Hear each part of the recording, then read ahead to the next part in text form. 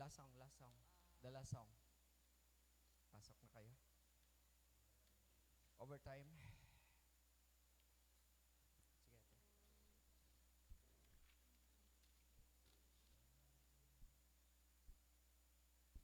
Yung, Lord, I need you. Kahit one song lang.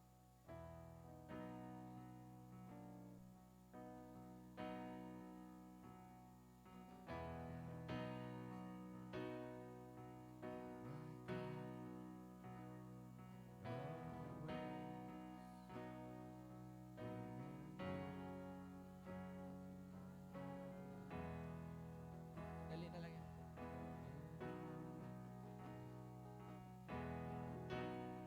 Good morning po sa inyong lahat.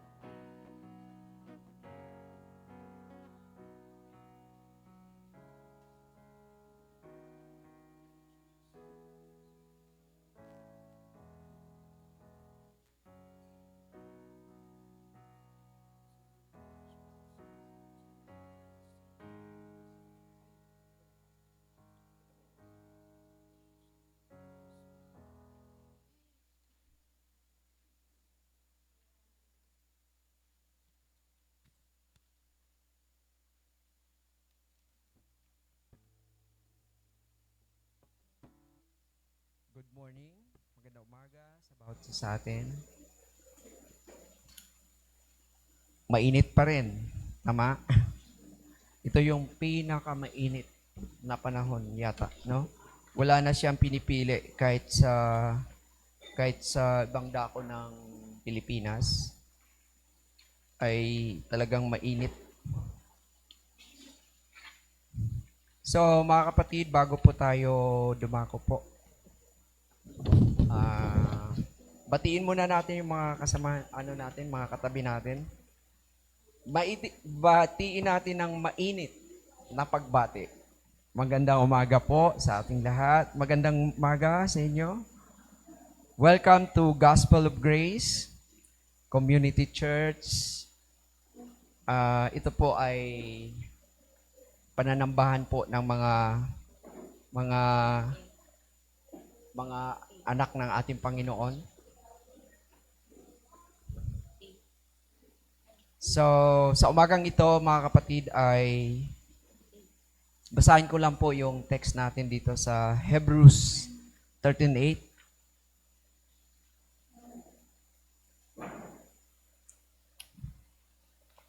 Sabi dito, wala pa, hindi pa nakapost. Ay. Sa Malakay,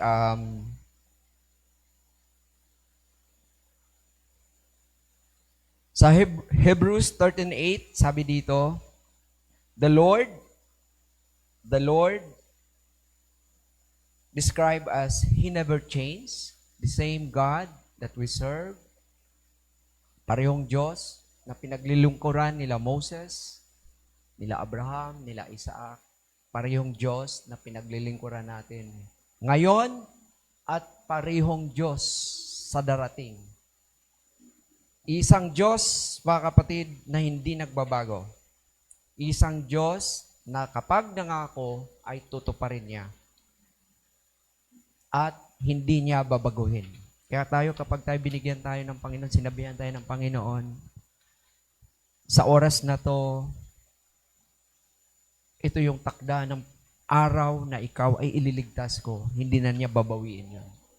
Kapag tinanggap natin yung kaligtasan na yan, walang hanggan. Kasi nga, ang sabi nga ng Biblia, ang Panginoon ay nagbibigay. Kapag binigay niya, ay hindi niya babawiin. So mga kapatid, yan po ang pangako ng ating Panginoon. Bagong lahat, tayo po ay lumapit sa ating Panginoon.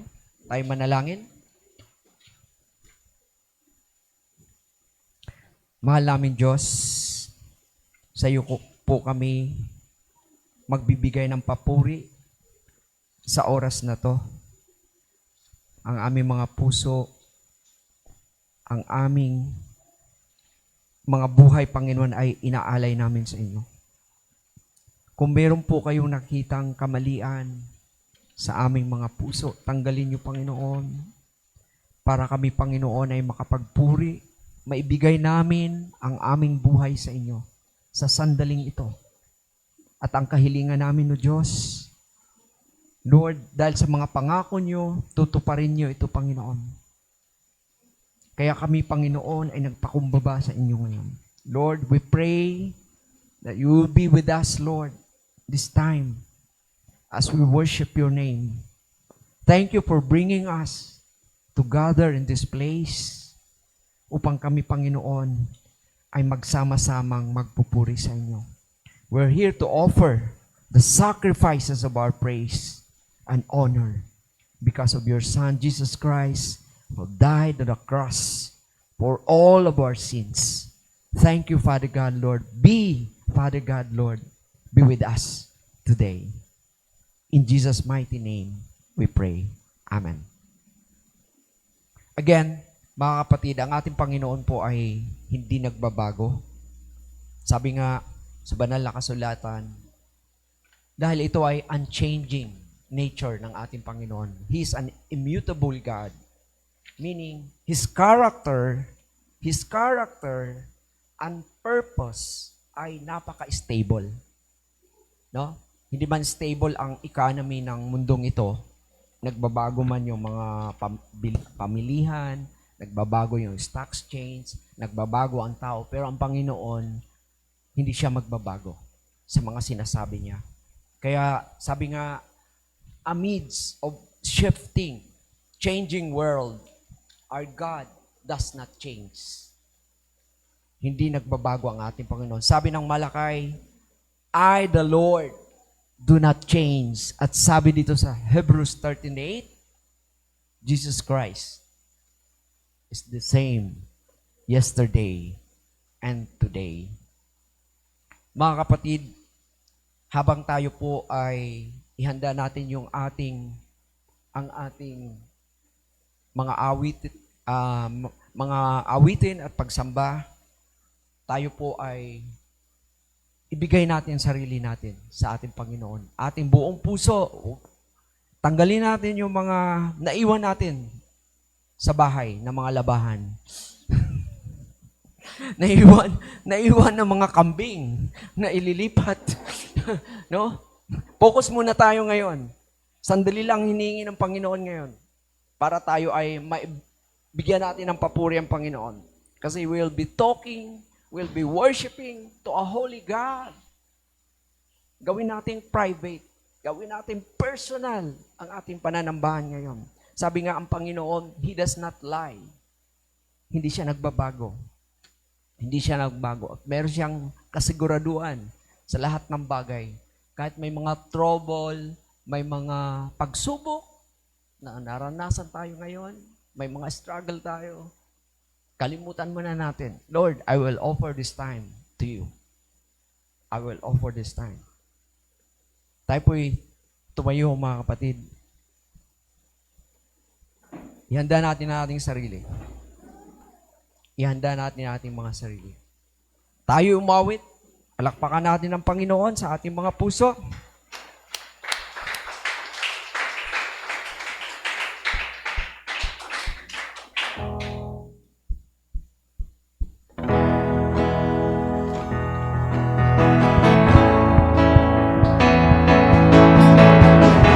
Come on.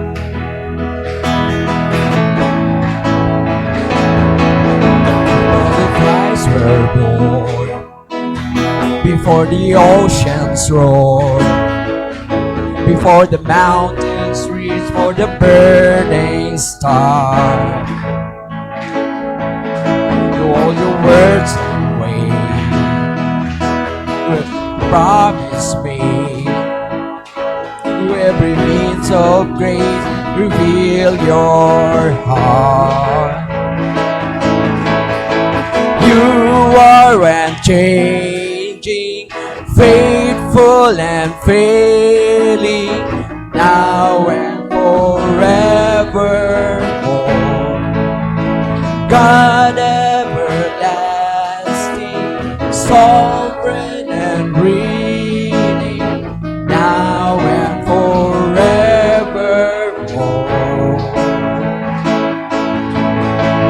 Jesus here, in waves of joy and tears, in all the ways our eyes only sees and far.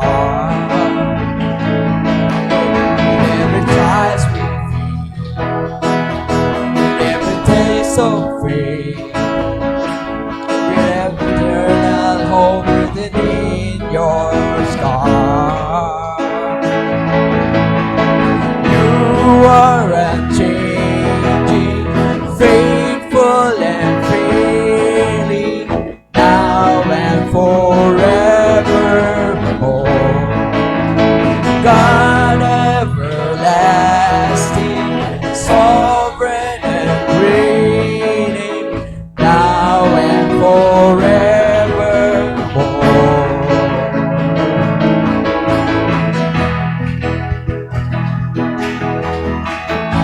God is not changing, God we serve.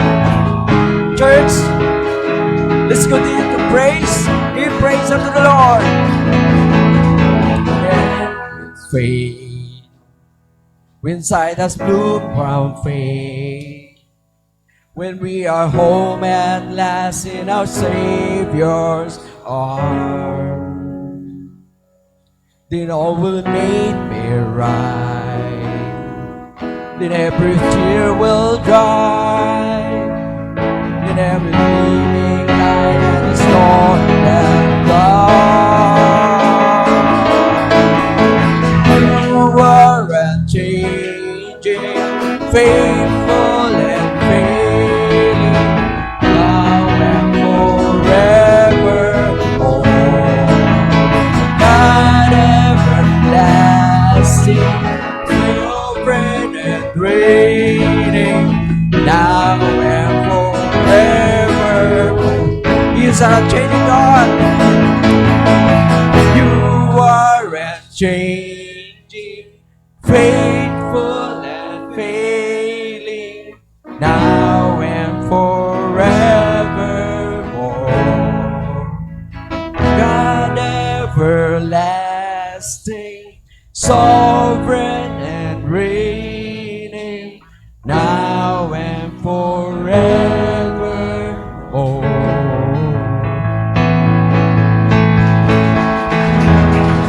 Praise the Lord. This is the day. This is the day that the Lord has made, and we will rejoice. Let's lift His name.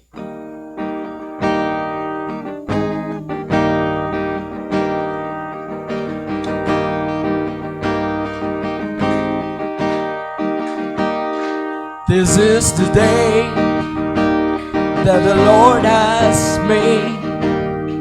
We will rejoice and lift His name. This is the day that the Lord has made. Come on, rejoice. We will rejoice and be glad in it.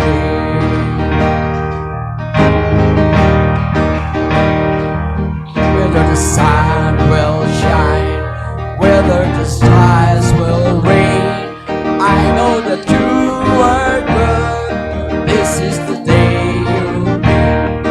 Whether in life or death, whether in joy or pain, I know this true day means. For this is the day you made. This is the day that the Lord has made. We will rejoice and believe His name. This is the day that the Lord has made. We will rejoice, we will rejoice and be glad in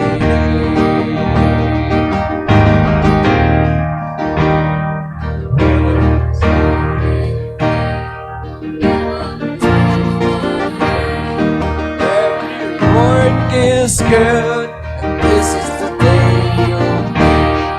I am a child of yours.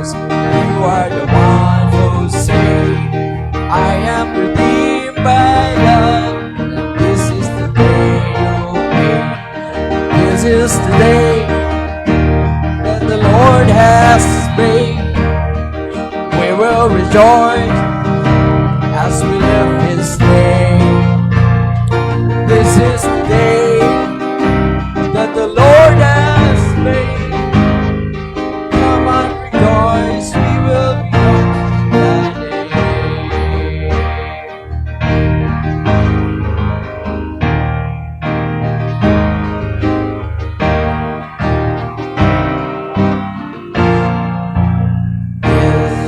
This is the day, come and sing your praise, for the Lord now reigns on the throne of grace.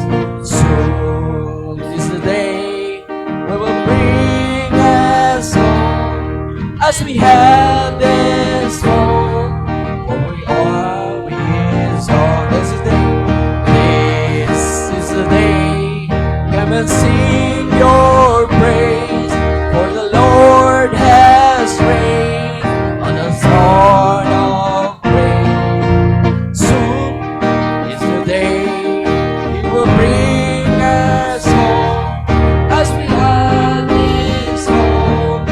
We have His home.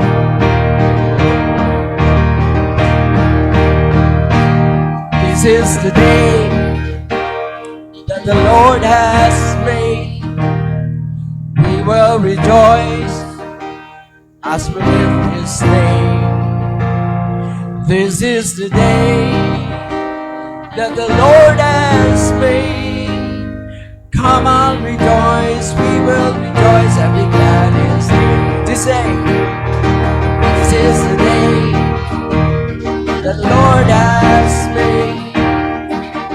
We will rejoice as we lift His name. This is the day that the Lord has made. Come on, rejoice, we will be glad and you are the name. Come on, rejoice, we will be glad and be glad in Him. Whether the sun will shine, whether the skies will rain, I know that you are good. This is the day you made. Hallelujah! This is the day. This is the day that the Lord has made. We will rejoice. Church, we will rejoice. For He is good. For He is good. Our Lord deserves the praises and honor of His people. We will give thanks. We will shout to the Lord and offer these praises. Let's offer a song forever to Him.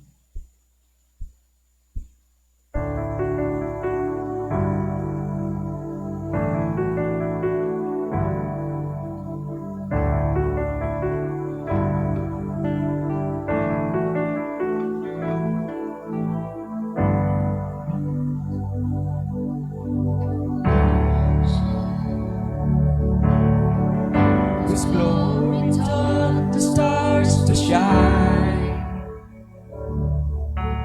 Perhaps creation longed to have the words to sing. This joy is mine. With thousands, hallelujah, we magnify your name. You alone deserve the glory, the honor, and the praise. Lord Jesus, this song is forever yours. 1,000 hallelujah and 1,000 more.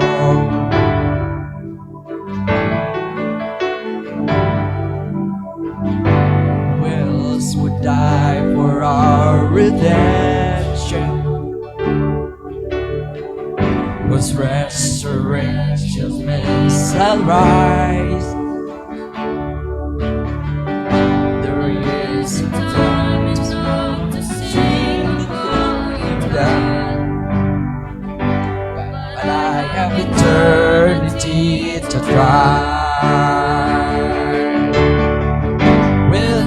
thousands, hallelujah. We magnify your name. You alone deserve the glory, the honor, and the praise. Lord Jesus, this song is forever yours. Thousands, hallelujahs, and 1,000 more.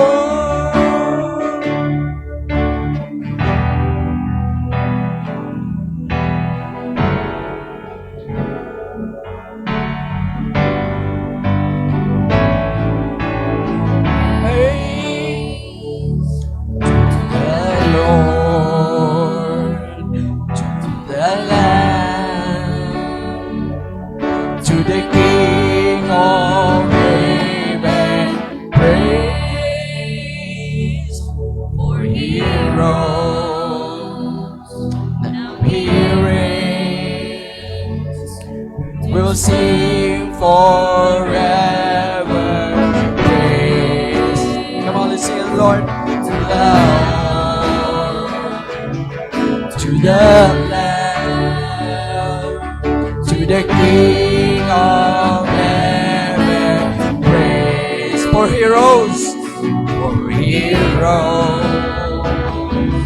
now he reigns. We will sing forever with 1,000s, hallelujah. We magnify your name. You alone deserve the glory, the honor, and the praise. Lord Jesus, this song is forever yours. 1,000 hallelujahs and 1,000 more. Praise unto the Lord. You deserve the glory and honor. Hallelujah. Praise the Lord. Come on, let's sing unto the Lord. To the Lamb, to the King of Kings. Let's sing our praises. Praise for he rose, now he reigns. We will sing forever with 1,000s, hallelujah. We magnify your name. You alone deserve the glory, the honor, and the praise. Lord Jesus, this song is forever yours. 1,000 hallelujah and 1,000 more. Let's continue praising the Lord. Let's exalt the name.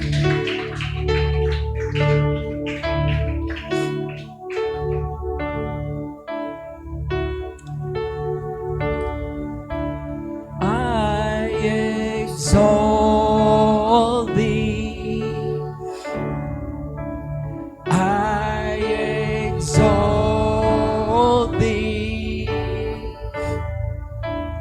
I exalt thee. Oh Lord, let's exalt the name of the Lord. I exalt thee. I exalt thee, Lord. I exalt thee. Oh Lord, come on, let's sing it once again. We exalt thee. We exalt thee. We exalt thee, Lord. We exalt thee. We exalt thee. Oh Lord, for thou, O Lord, art high. Thou, O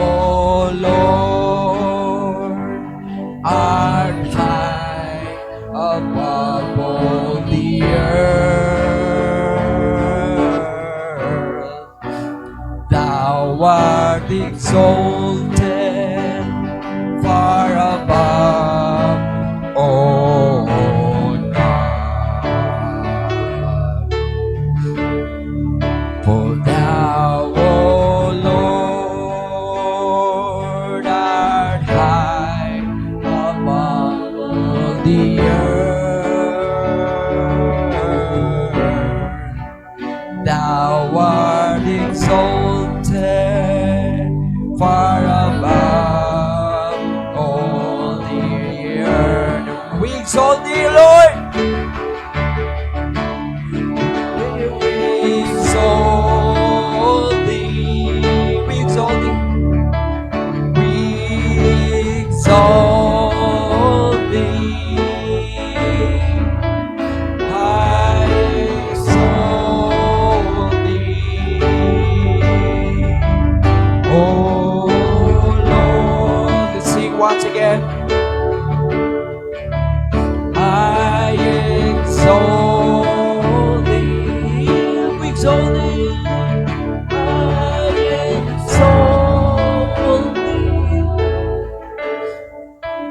I exalt thee. Oh Lord. We exalt thee, Lord. We exalt your name. We praise your name. Hallelujah. We bring our praises and honor to you. Praise be the name of our Lord Jesus. We need you, O Lord. This time, we confess everything that we done. We're bowing here. We give our hearts to you. Lord, I need you. I confess. Bowing here, I find my rest. Without you, I fall apart. You're the one that's got my heart. I need you. Oh, I need you. Every hour I need you.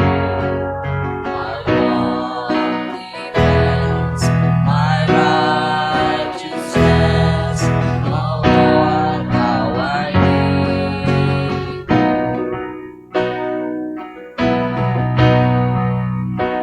where sins unsleep, your grace is more, your grace is this way, Lord. Your grace is found, is where you are. Holiness is right me. Need you, Lord, I need you. Every hour I need you.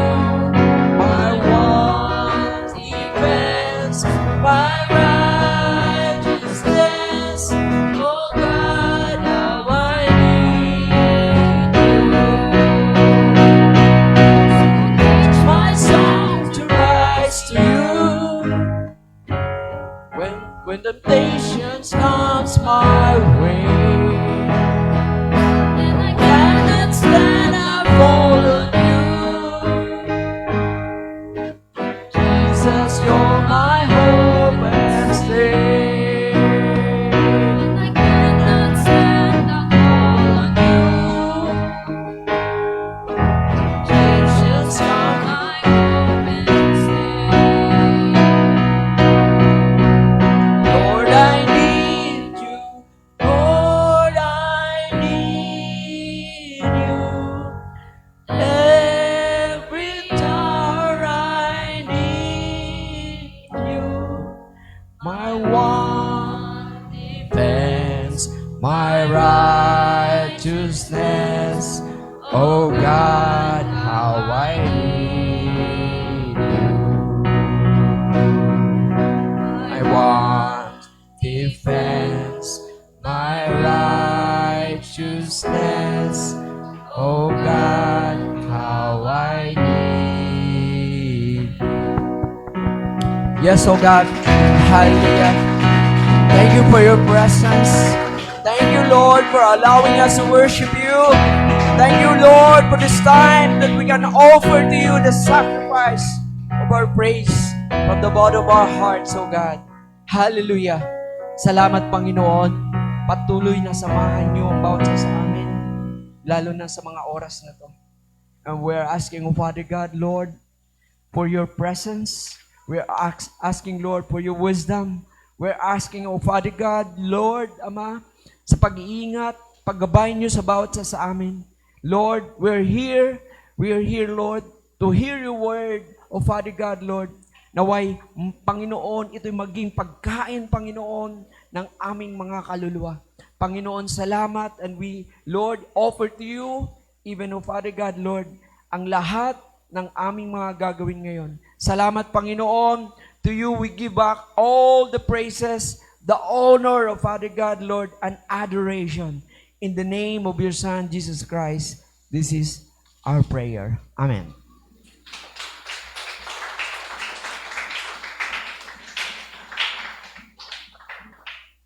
Bago po tayo dadako sa ating salita ng Panginoon, tayo po ay magbatian. Awitin natin yung Ikaw Ako. 1, 2.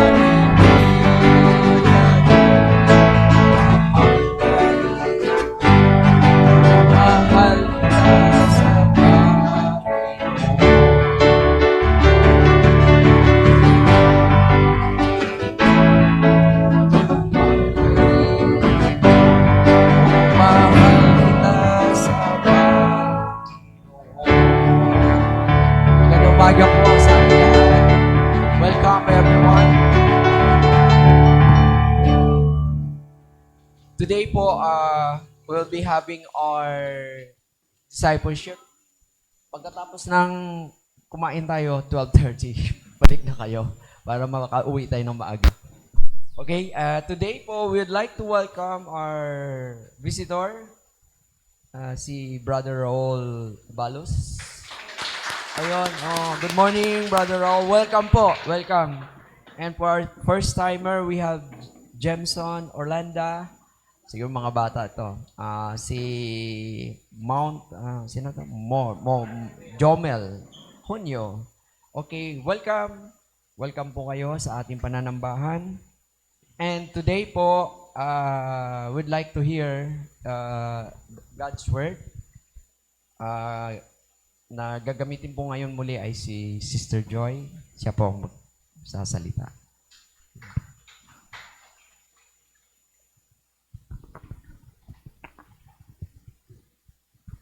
Good morning po. Alright. Thank you, Lord, sa kalakasan na binigay niya sa bawat isa.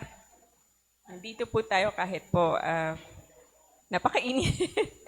Pero we're not complaining because gusto niyo ba ng snow? Ano po, yung mga kamag-anak namin sa Canada, dapat spring na daw sa kanila. Pero biglang tumambak na naman ang snow. So, kakaiba po talaga yung panahon ngayon, pero eto nga po tayo sa kalakasan ng Panginoon, nagpapatuloy at nagpapasalamat pa rin po sa lahat ng kanyang binigay. So, muli po ako po si Sister Joy para po kay Brother Raul, sa ating first timer.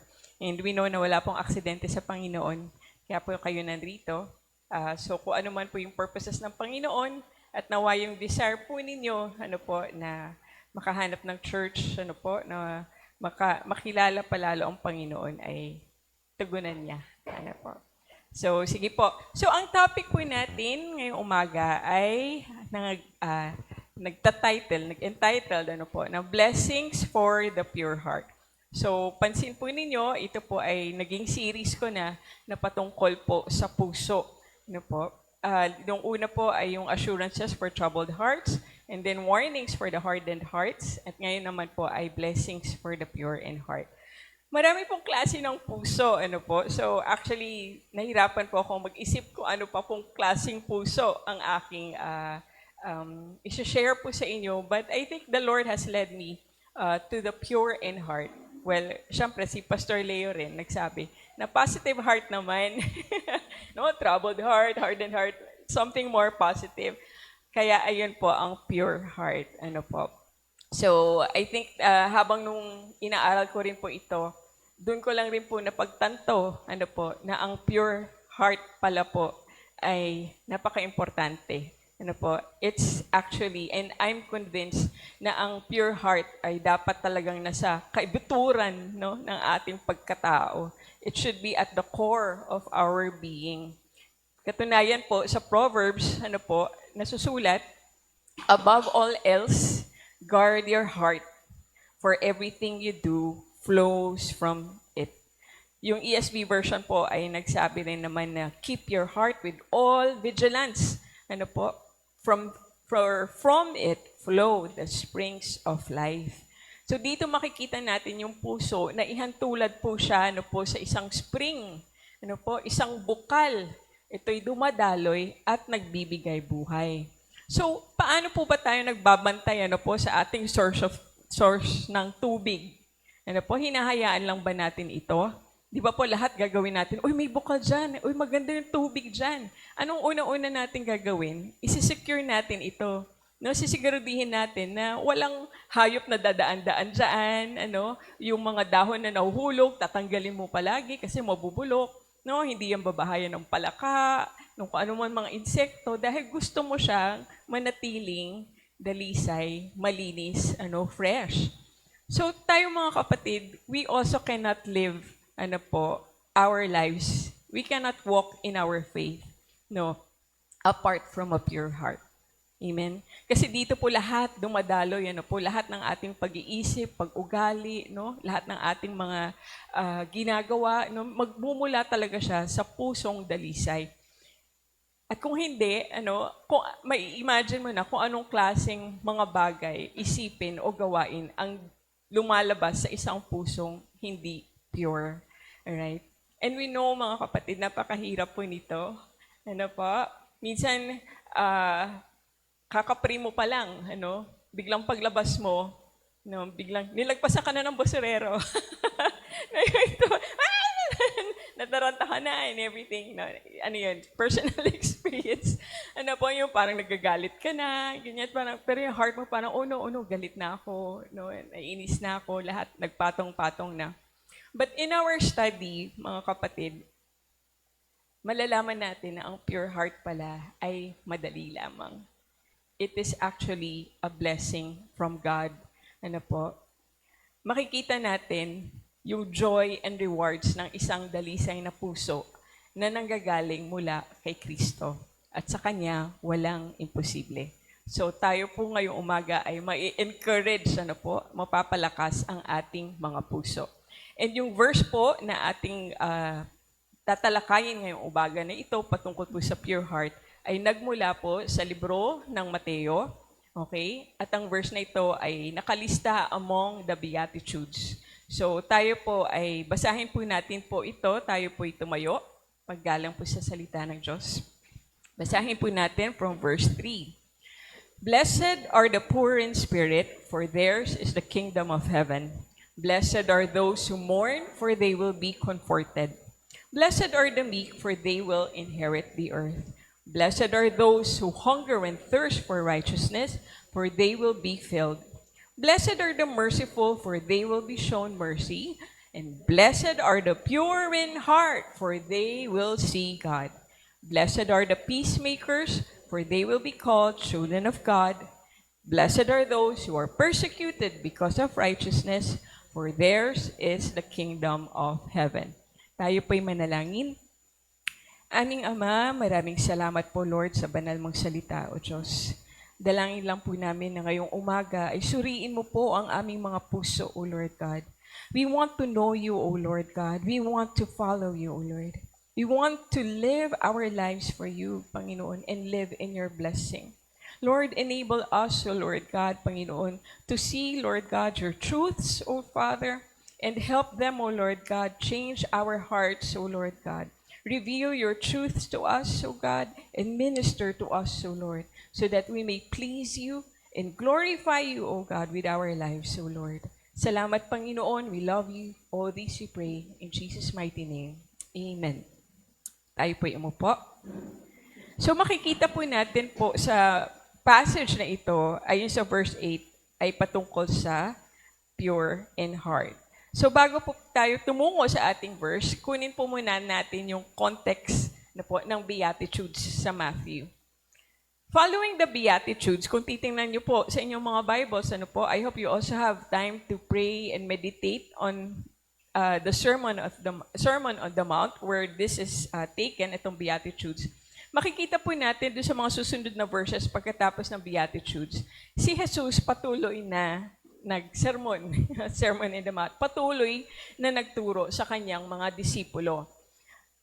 Jesus would actually go on explaining the law in depth, alright, to his disciples. Sabi nga po ng mga ibang mga theologians, yung Sermon on the Mount, parang it's a masterful exposition. Napakagaling ng pagkahimay-himay ng Panginoong Jesus sa batas ni Moses, the law of Moses, na yun yung sinusunod ng mga Hudyo. He added to it, well, not really changed it, he really exposed it for what it is. Sino pa bang pwedeng mag-explain ng mas maigi, kundi yun siya mismo yung nagbigay ng mga batas na yun ng panahon pa ni Moses. So ngayong nagkatawang tao siya, mas lalo pa niyang naipalawanag sa kanyang mga disipulo.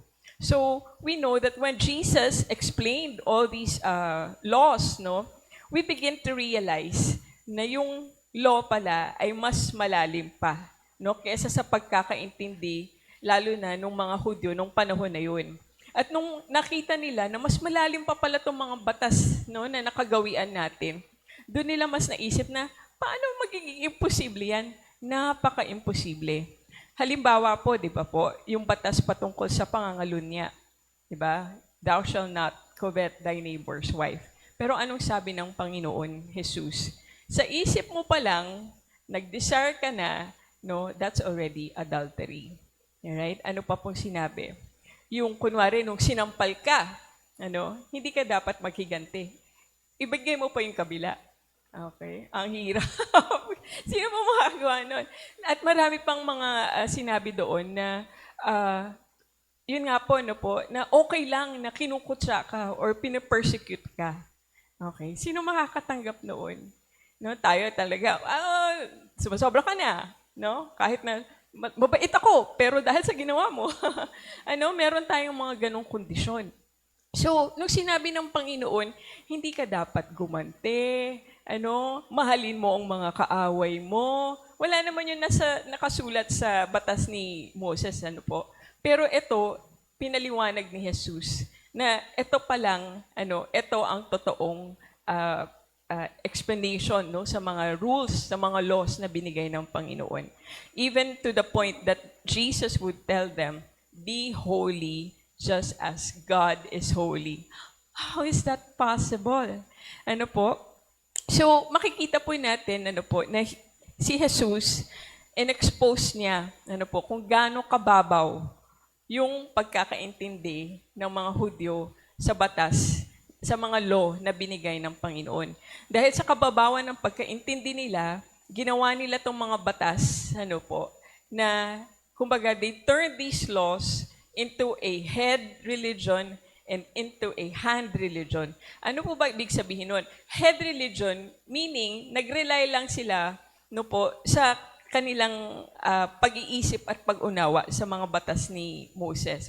Yung hand religion naman po ay na nag-rely lamang sila sa mga ginagawa nila, sa gawain nila. Kaya yung supposedly, the faith that the Lord has instilled on them, from those laws, they made it into a head and hand religion when it should be a heart religion.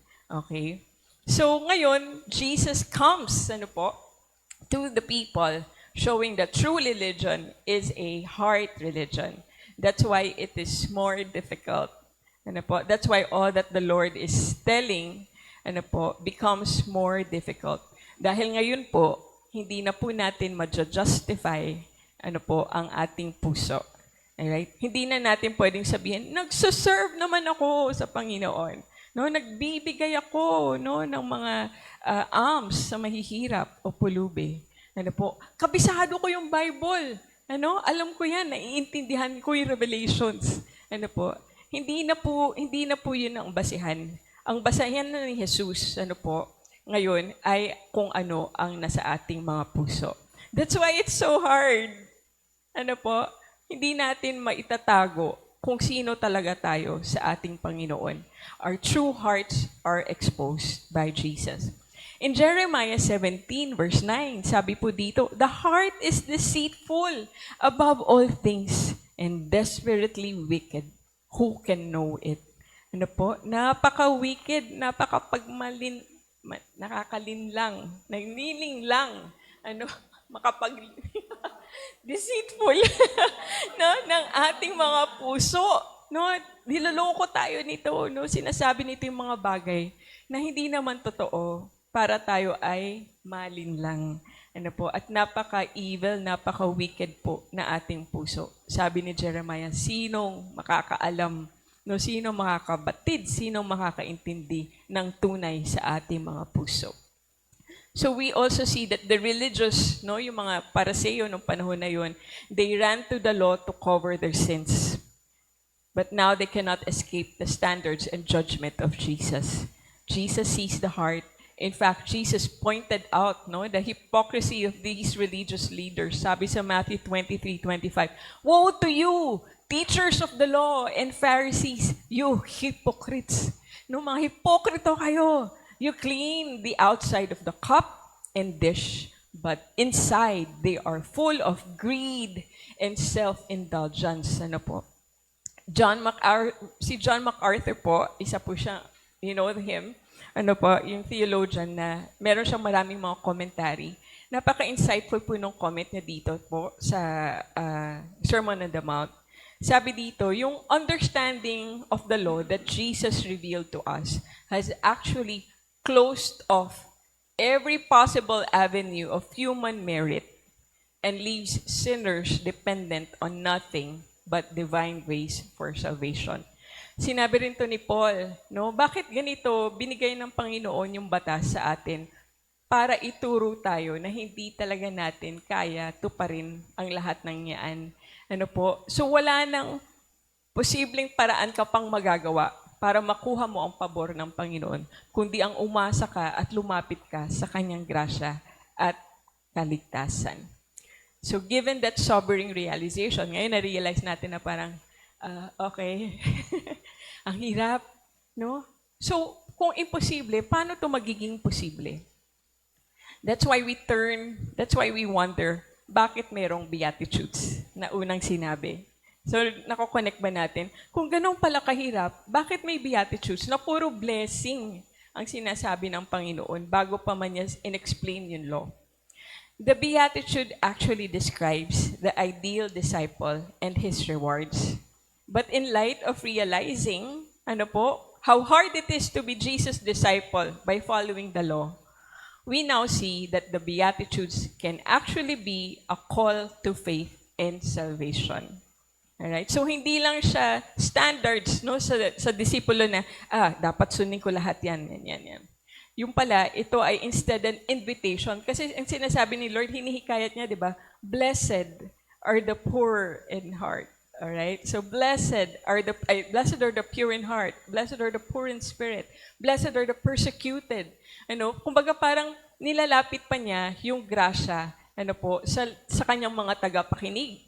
Ano po, it was actually a call to faith and salvation. Kasi pwede naman niya sabihin na para tong law, ano po, parang rephrase ng law, kailangan maging pure ang heart mo para makita mo ang Diyos. Hindi ganun eh. Hindi sinasabi niya, blessed, no? Are the pure in heart, no? Kumbaga, hindi atake. No, sinasabi niya, kapag pure ang heart mo, no, nandoon ang biyaya, no, ang ligaya na binibigay ng Panginoon sa atin. So here is Jesus inviting his disciples with every beatitude that even if it's hard to become this person, they will find grace, no? They will find grace in Jesus and ultimately salvation in Jesus' work that is completed in the cross and resurrection. So for our purposes, let's lock in, no, sa ating topic, which is yung blessed are the pure in heart, for they will see God. So taking this verse, this beatitude in the context of Matthew 5, we will look at the blessings for the pure heart and how it became possible amidst the impossibility. So how it can even continue and find its reward. So we have these 3 points this morning. The blessing of salvation, the blessing of purification, and the blessing of seeing God. Ano po? So hihimayin natin ang blessing, ang beatitude na ito with these 3 blessings that we will receive, ano po, as people who would be pure in heart. Alright? So kung napansin po ninyo, ano po, hindi ko sinabing blessings for pure hearts. Ano po, talagang blessings for the pure in heart. Dahil pag sinabi ko lang pure hearts, it just talks about the heart. Alright? Pag sinabi po natin pure in heart, we are talking about the person. Alright? The person who is pure in heart. Alright? And given na blessings ito, ano po, para dun sa taong yun, we would know, ano po, it's, dahil blessing, di ba, hindi po siya deserve. No, talagang kumbaga binigay yan sa'yo as a blessing. Di ba po pag may binibigay sa atin na nagulat tayo, no, na parang, ba't mo ako binigyan? Blessing. Ano, minsan may hashtag tayo, blessed. Alright? Kasi alam natin, pag ginawa naman natin yun, ang hashtag natin, deserve. Di ba po? Pero pag alam natin, bigay ito, regalo ito, we say, it's a blessing. So these are all going to be the blessings for the pure in heart. In our introduction kanina po, I posed a question, how can we live our lives out of a pure heart? Ano po? When every attempt to live out of a pure heart ay napaka-imposible. Ano po? Yun nga po sa pag-browse pa lang ng social media, ano po, galit ka na agad. No? Kung ano-ano na iniisip mo dun sa, ano na yun, official na yon. Kahit nasabihin mong deserve niya, di ba? Feeling mo justified yung galit mo. Dahil sa nalalaman mo lamang. Ano? Hindi dahil sa talagang alam mo nangyayari. Kung alam mo lahat, edi wow, di ba? Hindi talaga natin ito maaalam ng lubos. And of course, sa ating marahil sa mga trabaho, okay, sa mga pinagdadaanan natin sa ating mga buhay, we encounter challenges, trials, testings, ano po, that challenges our hearts if it can actually remain pure. So how pure is pure, mga kapatid? Pwede ba yan parang gold in carats lang? Ano? Na parang, ano ba yung mga carats ng gold? So, depende siya sa purity ng gold. Doon mo masasabi no, na yan gold. Meron bang 100% gold? Wala, diba? So, ayun. So, it will always be with something, kasi sabi malulusaw, no? Sobrang lambot nun pag pure. So, para bang gold yan, puso na yan? Pwede naman, di ba, pusong ginto. Hindi 100% pure. Para po ba yung cacao, 70% cacao, okay? So, okay na ba ang 70%? Dark chocolate pa rin yan. Okay? Hindi po ganoon ang purity sa ating puso. It's not pure if it's not 100% pure. So, is it even possible for the heart to be 100% pure? Yes, in Christ, we are made pure as the blessing of salvation. That is our first point. When we put our faith in Jesus for our salvation, our hearts are cleansed and made pure. In 1 Corinthians 6:11, but you were washed, you were sanctified, you were justified in the name of the Lord Jesus and by the Spirit of our God. What a blessing, ano mga kapatid. Pag meron nagsabi sa inyo, kailangan nyo gawing ito. Ito ang listahan mo, magpakabanal ka. Ay, hindi po totoo yun. Na po, wala po sa Bible yun. All we need to do is put our faith in Jesus, that we will be made holy and pure. Did we do anything to purify ourselves? Hindi rin no po. Kahit yung pananampalataya natin ay nanggaling sa Panginoon. Do we still need to do anything? Hindi rin po. Okay? But the purified heart continues, to live. We have to live in the blessing of salvation to realize always, itong blessing ng pure heart through our salvation in Christ. But take heart, mga kapatid, it is secured from beginning to end. Nothing can take us away, from this blessing. What Christ has cleansed, He does not unclean again. Alright? Hinugasan na niya yan Didumihan mo pa ba yan? Parang aso lang yata yun, yung naligo tapos pabalik ulit sa sa mga nila. Ay, nako. So, yun. Pero si Lord, hindi po siya ganoon. Okay? This blessing is the truth that frees us from striving again to earn what has already been given. When we have this blessing of salvation, hindi na po natin kailangan mag-isip pa kung ano pang kailangan natin gawin para maging malinis. Right? It frees us, this blessing frees us from going back to our rituals. To going back, na gagawin ko to kasi nagsisisi ako, yung mga nagpipinitensya, or going back nung, Lord, basta, gawin mo to para sa akin, promise, ito ang gagawin ko. Wala na tayong ganoon na nangangako tayo sa Panginoon para tayo nakikipag-bargain sa Panginoon. In Galatians 3 verse 3, Paul warns us, are you so foolish? After beginning by means of the Spirit, are you now trying to finish by means of the flesh? Yan po yung ginagawa natin at the times na tayo'y nakakalimot na we already live in the blessing of salvation. And we don't have to do anything more, na tayo ay mahugasan niya. And this is not just a washing of water, tayo ay hinuhugasan ng Panginoon para tayo ay malinis. Ang ginamit niya ay ang kanyang banal na dugo. Sana po hindi po natin ito makakalimutan because this is the cost, ng ating salvation in Jesus. It was through His death on the cross that He paid the penalty of sin once and for all. By His shed blood, we are truly washed clean for our sins. 1 John chapter 1, verse 7, the blood of Jesus, His Son, purifies us from all sin. This is an interesting note that I also want to share with you. Marahil ay baka nalagpas na rin to sa mga ulo natin, Naalala po niyo yung kwento nung first miracle ni Jesus where He turned water into wine? Okay, I think most of us know that. Kasi sa wedding po na yun, naubusan po ng wine, ang groom and bride, the family. And sa panahon nila, pag naubusan ka ng wine, nakakahiya yun.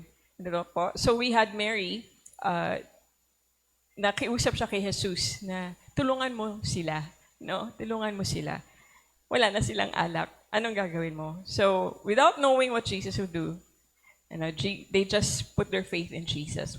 But this miracle, mga kapatid, the water into wine, turning water into wine, is very symbolic, like a foreshadowing sa kung ano yung yung gagawin ng Panginoon ng paglilinis sa atin.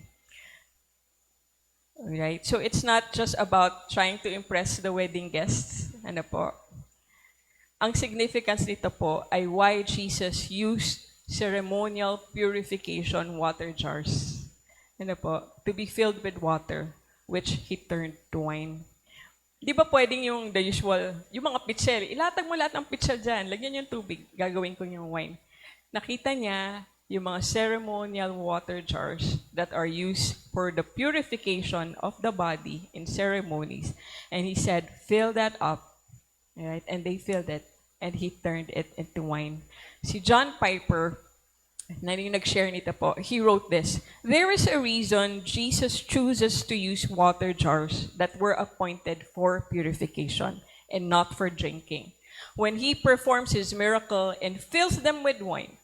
And the reason is that he means to point to his own death as the ultimate purification of sins that would nullify and replace the Jewish purification rituals. Ang galing ano po, na parang wow. John Piper continues that with Christ's own death and blood, the purification of sins will be final and decisive.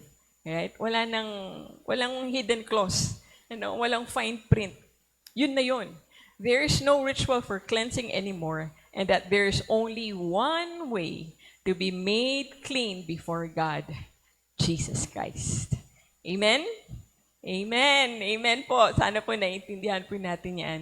In Revelation 7 verse 14, they have washed their robes and made them white in the blood of the Lamb. So again, the blessing of salvation is not a purity we achieve. It's not something we deserve, okay, but a purity that Jesus gives and secures by His finished work, freeing us from striving on our own and grounding us in God's grace. The pure in heart's blessings do not end naman mga kapatid in the purifying blessing of salvation. This blessing continues on, na po, and then we receive the blessing of purification through sanctification. Okay, I hope you bear with me, ano po yung mga words na purification, sanctification, transformation, dahil lahat po ito ay related po, ano po, sa plan of yung kaligtasan natin sa Panginoon. So with the blessing of salvation, we also receive the blessing of purification. Why is it important? We can connect this ano po, how we also define pure in the Greek word pure. Ano po, kung ano po yung mga meaning na ibinibigay nito. In this blessing, we can see two kinds of purification that happens basing it on the meanings of pure in Greek. Ang una ay the heart, a heart made new, and a heart being refined. So that is being pure, ano po. The Greek word for pure used in Matthew 5:8 is katharos, meaning clean, blameless, and free from guilt. It can also describe something purified by fire and by pruning. So dalawa po, ano po. So una, a heart made new, made clean.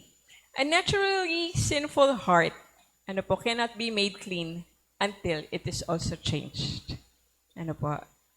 Ulitin po natin, hindi lang yan dapat maging malinis, or the only way that it will truly be clean is for it to be changed, to be made new. Like, yung parang heart transplant, ano po, hindi mo na puso yan, ano po, hindi siya yung kinabitan ng ibang parte yung puso mo. Heart transplant, talagang bagong puso yan.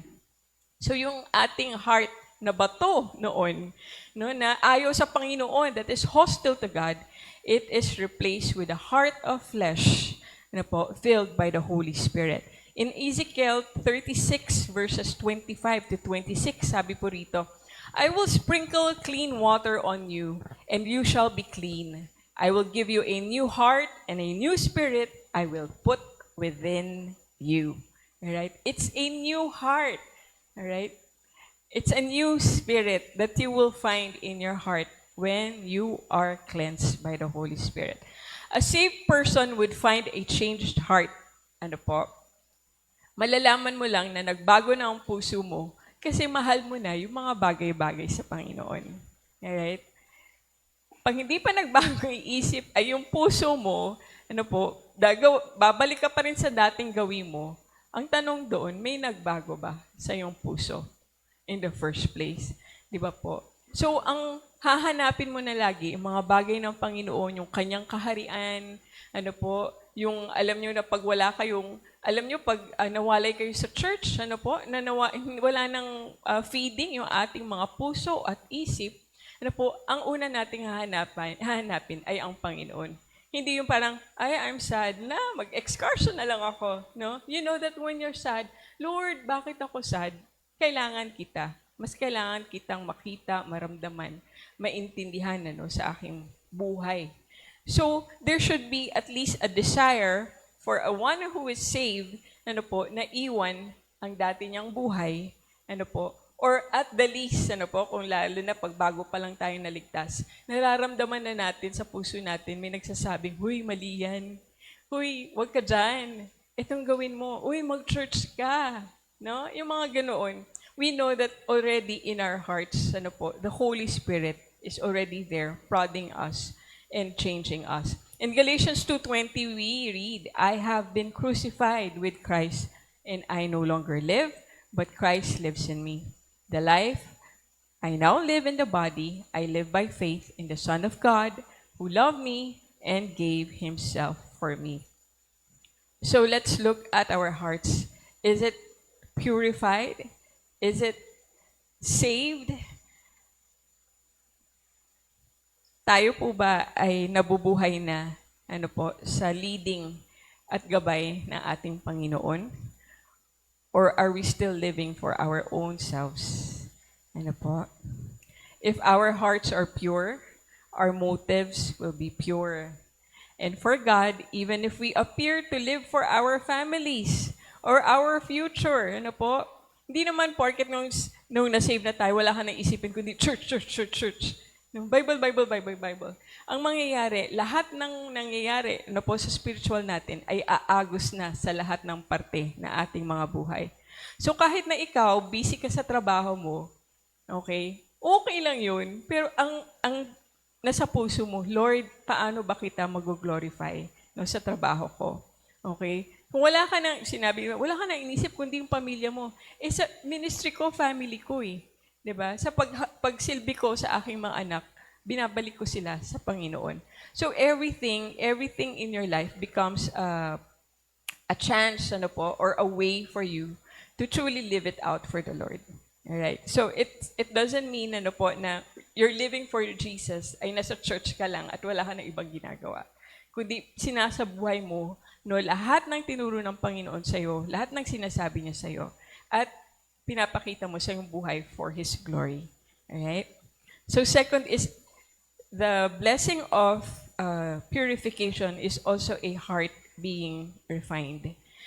This shows that God not only cleanses us once, but continues to refine us, like how fire purifies us and how pruning shapes us. Right? So hindi siya one time, big time. Later explain ko bakit ganoon. Pero ang confidence natin ay nagpapatuloy ang Panginoon at ito ay gawain ng Panginoon. Pag sinabi po nating nire-refine tayo na katulad ng apoy na nagpupurify, di ba po? Para siyang yung fire na yun, hindi naman talaga tayo napupunta sa apoy, para tayo ay maging mabuti. Kundi yung mga apoy na ito, nagsisimbolize tulad ng mga trials natin. Yung mga testing natin. Okay? Ito yung mga apoy na pinagdaraanan. Minsan naririnig niyo, dumadaan siya sa apoy. No, hindi siya literal. Isabihin meron siyang pinagdadaanan na grabe. Makikita natin ito sa mga verses sa Bible mula sa, and one, I have 3. One is from Proverbs 17 verse 3. Sabi, the crucible is for silver, and the furnace is for gold, and the Lord tests hearts. Alright? So kung paano pinupurify ng crucible ang silver, yung furnace, ano ba yung furnace? Parang oven.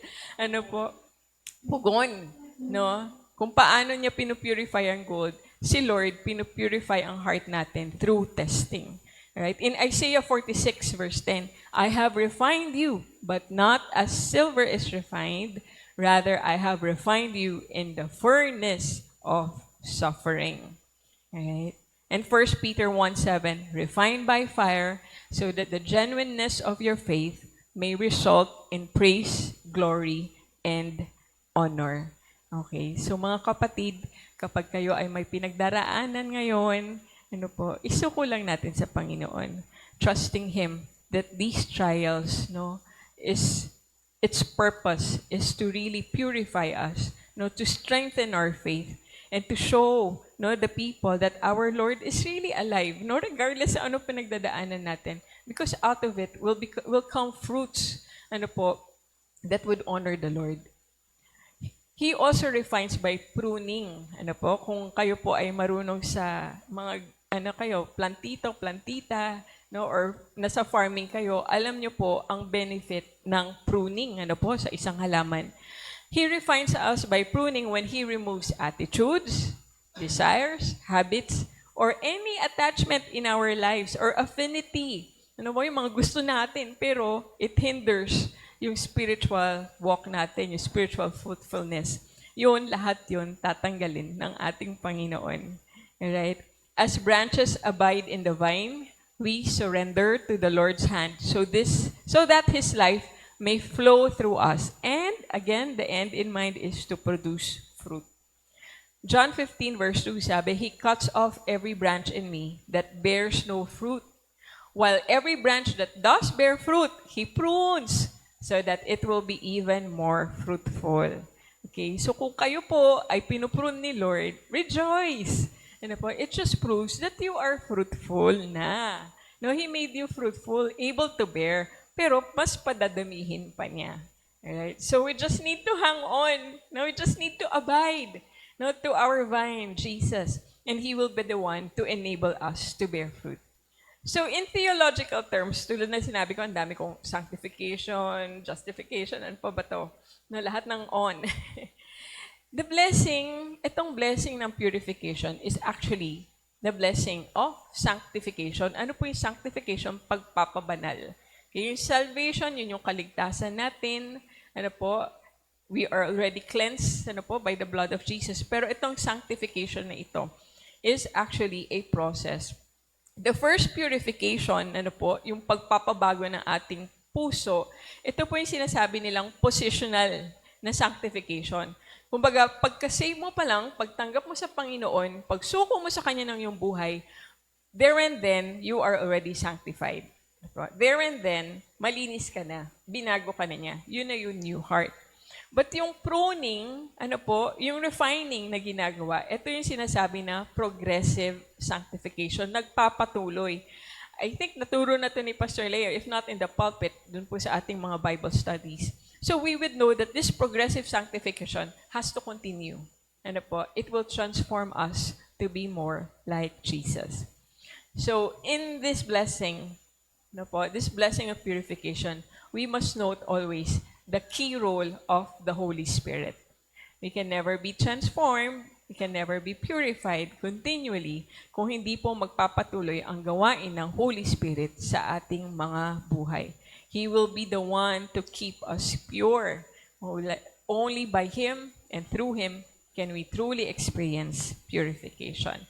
Sabi sa Titus 3 verse 5, He saved us not because of works done by us in righteousness, but according to His own mercy, by the washing of regeneration and renewal of the Holy Spirit.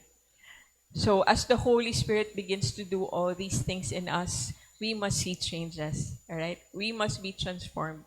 We must be purified. As we do that continually, hindi po pwedeng hindi tayo magbago.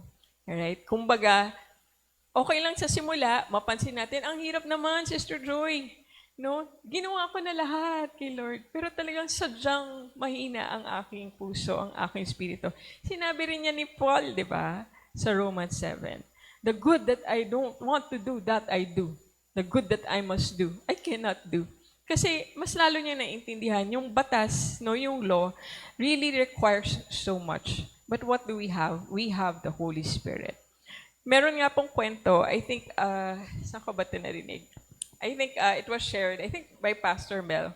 It's about a person, there's itong lalaki, yung mag-isa lang siya sa bahay niya, hindi siya mahilig maglinis na kanyang bahay. So, daan-daanan lang niya yung mga kalat niya, alikabok, hayaan niya lang. Basta kakain lang siya, matutulog at lahat. So, yung bahay niya, na-imagine niya na, maraming agiw, alikabok, gulo-gulo yung mga gamit, baka madumi pa yung ano tawag dito? Yung lababo, Pero one day, habang naglalakad-lakad siya, meron siyang nakita sa isang tindahan, napakagandang vase. Alam niyo po yung vase, no? So, siguro, mahilig siya sa vase. Namangha siya. Ang ganda-ganda. Binili niya. Okay. So, pagkabili niya, dinala niya siyempre sa bahay. Alam mo, bitbitin niya palagi. So, nilagay niya sa gitna ng salas niya. Kakamangha niya, kakatingin niya dun sa vase. Siyempre, masaya siya, naliligayaan siya. Pero habang tumatagal, sa pagtingin niya sa vase, mas lalo niyang nakikita, yung environment ng vase, ng bahay niya. Ang dumi naman pala ng bahay ko, hindi bagay dun sa vase. Alright? So, anong gagawin niya? Linisan ko muna yung pinatungan ko ng vase, no? Masasayang yung ganda ng vase. Tapos biglang kita, yung pader sa likod ng vase, lilinisan ko. Hanggang sa unti-unti, nilinis, binago niya na yung kanyang bahay dahil doon sa vase na yon.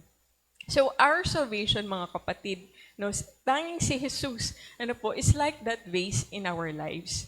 Hindi man agad natin, malinis, ma-purify kaagad ang ating buhay.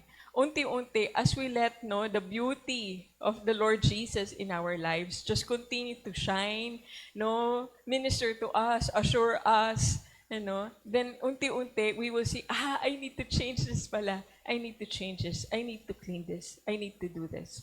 Nagkukusa ang ating mga puso kasi our hearts are already changed. We already see, what Jesus sees. All right.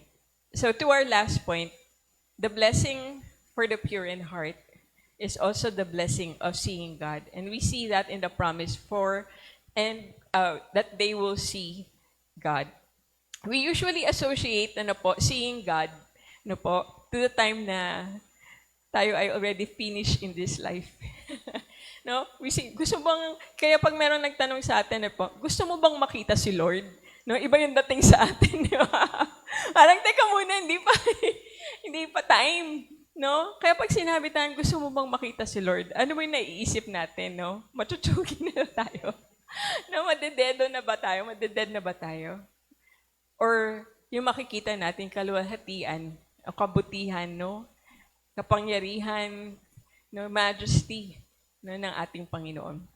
For us who loves Him, for us who worship Him, seeing Him, seeing our Lord, and experiencing His presence is not just an option for us. We want it. We desire. We desire to see Him. We are already sure about the eternity with Him. I hope you are sure na makikita niyo si Lord in your end life. But when and where we will see Him, because that's when and where we will see Him truly face to face. But what is this sight that is being promised to us right now? Okay? Why is it that seeing Him becomes a great incentive for heart purity? Why should seeing Him motivate us to have pure hearts? Kaya ba natin itong ma-achieve at all sa buhay na ito? Minsan yung iba sa ating kontento na, basta pag namatay ako kay Lord na ako, gagawin ko na kahit anong gustong gawin. Hindi raw nalulus ang salvation, di ba? Makikita ko rin si Lord, pero dito muna ako, I'll just live the life that I want to live. Friends, pag tunay na nagbago ang ating puso, our desire for Him, walang katulad. Dapat walang kapantay. Our desire for Him should actually be parang, parang center, front and center ng ating mga buhay, ng ating isip, ng ating mga puso. So to see Him, is really a great incentive for us to maintain our heart purity. Tulad nga sinabi, but you cannot see the Lord until your heart is pure. In Psalm 24, verse 3 to 4, we read David asking, how can he see or come into the presence of God? Sabi dito, who may ascend the mountain of the Lord? Who may stand in His holy place? And the reply was, the one who has clean hands and a pure heart, who does not trust in an idol or swear by a false god. This clearly shows that we can see God now. Okay, I'll explain later how. We can come into His presence when there is no one else in our heart but God. And when we trust in God's truth. we should not keep idols in our hearts. No, hindi po yung idols, hindi lang 'to yung idols na yung imahe, ano? Kundi idols, mga bagay na pinapahalagahan natin na mas higit pa, no, kay Jesus. An idol could be a hobby, no? It could be your career. It could be another person. It could be your children. Alright? That could be an idol. There should be no falsehoods. Ano po? Walang pagpapakunwari. Walang pagtatago. Walang balat kayo. Ano po? Walang ganoon. Ano po? Walang, yun nga po, yung purity ng heart natin, nakadepende kung ano yung dapat wala tayong idols, wala tayong pinagtatakpan, wala tayong kasinungalingan sa ating mga bahay. That is the surest blessing of seeing God. Kasi yung hindi siya physical sight, ano po mga kapatid, it's the sight of the heart. Okay? Our faith is our spiritual eyes. Our faith is deepened and the spiritual sight is opened. Okay? So kung wala tayong mga idols, ibig sabihin wala tayong ibang kinikilingan, wala tayong ibang dinedependahan, kundi ang Diyos lamang. Okay? Hindi tayo nagsisinungaling kasi alam natin kung ano yung totoo. No? Si Jesus lang ang totoo. Okay? Hindi na natin kailangan magtago, magpanggap, because we know the Lord sees everything. No? We uphold the Lord. That's why in doing that continually, our faith is actually deepened and strengthened. And as our faith is deepened and strengthened, our eyes, spiritual eyes, are opened. God is spirit. We cannot really see Him. All right? But we can know Him by faith. We can feel Him. We can see Him in everything, in anything that happens to us, either good or bad. Okay? So, bawat bagay, pag alam nyo nandyan yung Panginoon, no, nakikita mo, nararamdaman yung presensya niya, nagtitiwala ka sa kanya sa mga pagbabago na gagawin niya para sa buhay mo. Mangyayari, yung kada galaw mo, kahit na nagkakasala ka na, si Lord pa yung naisip mo. Kunwari, ito, nakita ko, may video tayo, yung gusto niya mang chismis, no, yung iti-chismis niya na, "Hoy, alam mo ba, yung kumari mo," hindi niya masabi-sabi. Naisip niya, "Lord, sorry. Alam kong pinigilan mo ako mag-chismis. Kaya rin kanta samid-samid ako." Sometimes it happens, kunwari, at ako nangyari na to nung bata. Bata-bata pa ako. Gusto kong bilhin. Alam ko, nagagastos lang ako, na hindi ko pinag-prayan na parang, "Lord, okay lang ba tong, kumbaga luho na lang yung bibiling ko na yon." Hala, di nasa kahera na ako. Credit card. Ayaw! Wala yung credit card.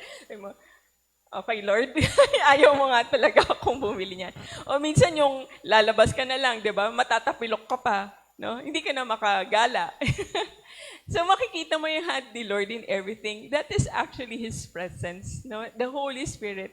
Talagang kita mo, Lord, talagang umeffort ka pa talaga para lang hindi na talaga ako. No? Hindi ko magawa yung kasalanan na yan. Manatili akong pure, na hindi ako mabahiran ng mga masamang balak ko.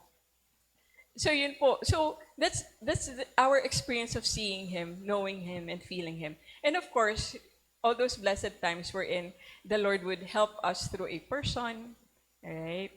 So yung mga ganyan, yung kunwari yung biglang hindi ka nakasakay dun sa jeep, hindi mo nahabol yung bus, tapos biglang nakita mo na lang yung bus na bangga. Okay, so makikita mo yung hand ni Lord sa inyong mga buhay. Even yung pagdating po siguro ni Brother Raul dito, it's also the hand of the Lord. Now, if your heart is truly sincere, seeking Him, He will lead you and He will guide you. So we begin to understand Him in faith. No? With the faith that is growing in us, we begin to understand Him, yung mga laws niya, yung mga kaparaanan niya, yung mga katuruan niya. Mas lalo natin siyang nakikita at naintindihan. Nagkakaroon tayo ng awareness and then we all begin to say, "Lord, I see you." Kita ko na, Panginoon, ang kamay mo. Kita ko na, Panginoon, ang kalooban mo. Kita ko na kung ano yung plano mo para sa buhay ko. Meron kami pinanood recently. I think that was Avatar, no? I don't recommend it. Pero iba kasi yung philosophy niya. Pero na-intriga lang ako kasi when they see parang they use this phrase, ano po, when they express yung parang real connection, ano po, dun sa isa pang nilalang. Ang sinasabi nila, I see you. Sabi ko, wow, drama na, I see you. No? So kung sabihin ko, Sister Mercy, I see you. So ang ibig sabihin nung intinding-intindi kita, kilala kita, no, batid ko na no, ang lahat sa'yo. So, ito yung spiritual vision ano po, na binibigay ng para sa pure in heart. Amen. So as we end, no, to conclude, we can never really attain purity for ourselves. Tama? So at least malinaw sa atin na, ay Lord, hindi pala sa akin nakasalalay no, ang kabanalan o ang paglinis ng aking puso. Kasi the law that helped people before Jesus, no, yung law na ginagamit nila para maging maayos at mabuti ang kanilang mga buhay, naging patibong siya. Ano po? It became a trap for them to forget what is most important, which is the pure heart. Okay? So, mag-ingat po tayo pag ginagamit natin yung ating gawa, ating pagkatao, kung whatever is good with us to justify our purity. The Lord sees our heart. Okay? So, we are called to purity in the inside. Ano po? Yung tawag yung invitation na blessed are the pure in heart is actually a calling for us to leave all our dependencies in what we do and what we know and trust the Lord completely. The only way we can be truly pure in heart is by always giving our lives to Jesus. Okay, and asking Him to do the cleansing work. It's not just routine, mga kapatid, na pag nagdarasal si Pastor Leo o tayo, na pag sinasabi natin na, Lord, linisin mo ang puso ko. Nahugasan mo ang lahat na aking mga kasalanan. We cannot keep on praying and missing that part. Alright? Ala ko ba, Sister Joy, once and for all, malinis na tayo. Kailangan ko pa bang ipag-prayaan? Yes. Na po. Katulad ng tayo naghugas kaninang umaga ng kamay natin, kailangan pa rin natin maghugas na kamay bago kumain. Alright? So when we come into the presence of the Lord, we still need to wash our hearts clean, but not by water anymore, not by our own practice, but now with the blood of Jesus. We take this chance always envisioning having our hands and hearts washed by the blood of Christ, cleansing us so that we will be confident to come before the Lord, to come before our Father who is most holy and pure. So, salamat sa Panginoon because, Lord, salamat. Madali lang pala lumapit sa iyo, Lord. I just need to surrender. I just need to trust and build my faith in you and obey. In Psalm 51, verse 10, the psalmist says, "Create in me a pure heart, O God, and renew a steadfast spirit within me." Sana po, ito po ang lagi nating panalangin. Ano po, don't let your weakness, your sins, your mistakes put you down. Right? Our Lord is greater than our sins. Yun yung lagi niyong sasabihin. And we know kung sino lang naman ang gustong humiwalay sa atin sa Panginoon, yun yung kaaway, di ba po? But when we look to Jesus, when we see Him, we know that the only way to go is towards the Lord. Alright? So, every day is a new day. Okay? Every moment is a new chance for us to be pure before the Lord and be with Him and see Him. Amen. So, praise the Lord. Let's all stand and end in prayer.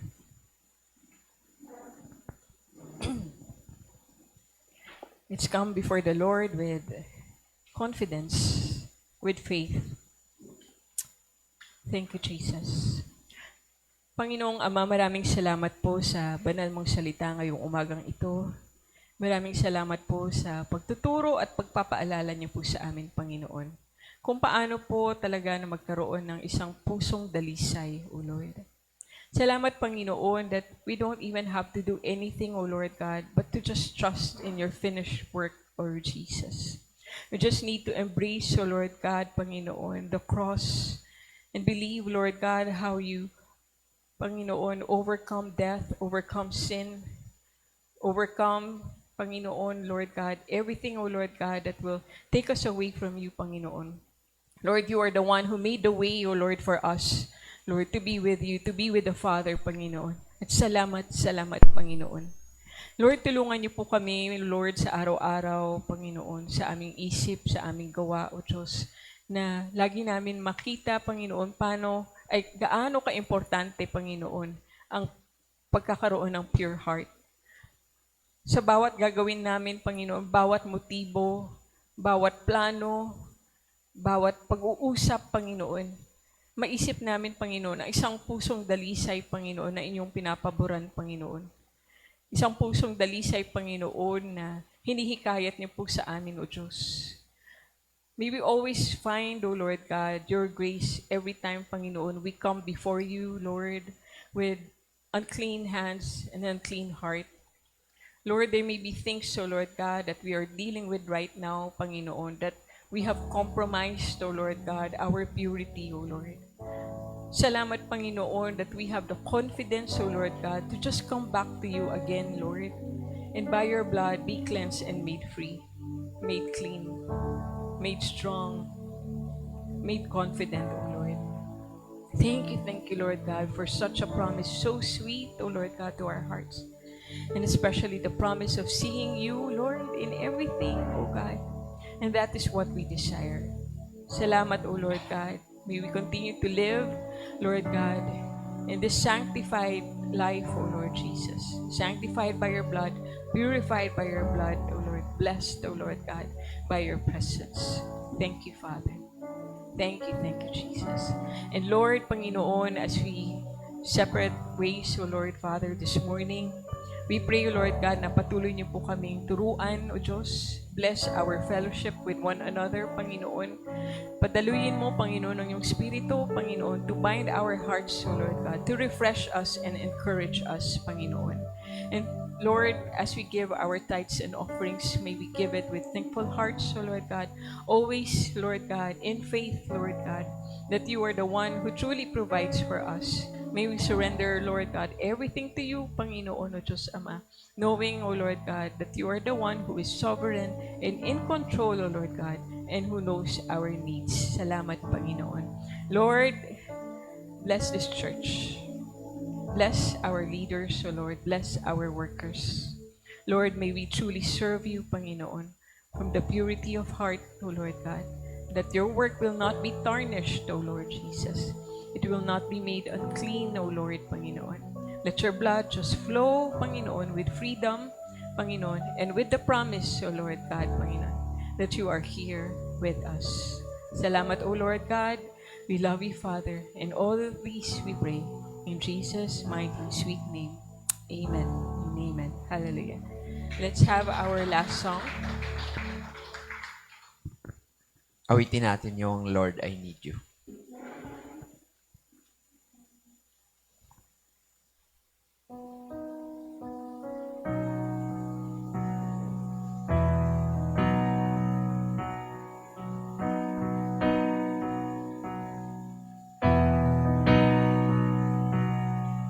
Lord, I come, I confess, bowing here, I find my rest. Without you, I fall apart. You're the one that guides my heart. Lord, I need you. Oh, I need you. Every time I need you. My one defense, my righteousness. Oh God, how I need you.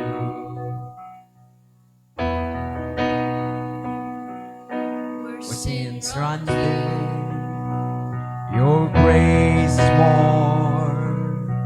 Where grace is found, wherever you are, and where you are, I am free. Holiness Jesus Christ in me. Lord, I need you. Oh, I need you. Every hour I need you. My one defense, my righteousness. Oh God, well I need you. Teach my song to rise to you. When temptations comes my way, and when I can't stand, I fall on you. Jesus, you're my hope and stay. I talk to you when temptations comes my way. When I cannot stand, I fall on you. Jesus, you're my hope and stay. Need you, oh I need you. Every hour I need you. My one defense, my righteousness. Oh God, how I need you. My one defense, my righteousness.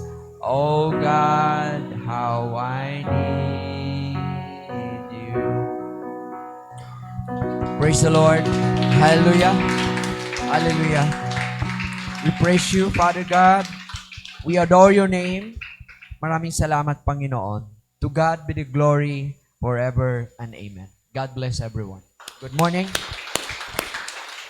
Tayo po ay magkaroon muna ng kunting salo-salo. Pagkatapos, balik na po kayo dito para mag 12:30. Ha?